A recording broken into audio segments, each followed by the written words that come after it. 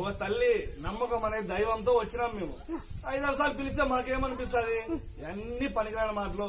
ఇవన్నీ ఈ రోజుల్లో దేవుడు లేడు, దైవం లేదు, ఎవరు లేదు.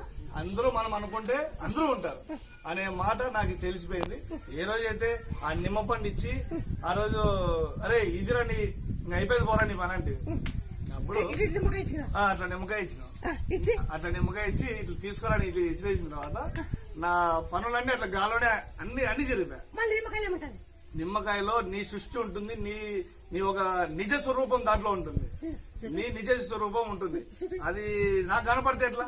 నాకు కనపడదు కదా, నాకు కనపడదు కాబట్టి ఎంతమంది మీ అందరూ కనపడదు, నీకే కనపడేది. దీంట్లో నువ్వు ఉంటావు. ఇది మాకు కనపడే మాత్రం రౌండ్ గా ఉండే ఒక నిమ్మకాయ. ఇది చెట్లో నుంచి పీక్కొని వచ్చినా ఎవరైనా పీక్కొని వస్తారు, కానీ వాళ్ళు పీక్కొని వచ్చిన తర్వాత కూడా దీంట్లో ఇది నా గుడి దగ్గరకు వస్తుంది అనేది ఈ సృష్టి కూడా నీదే.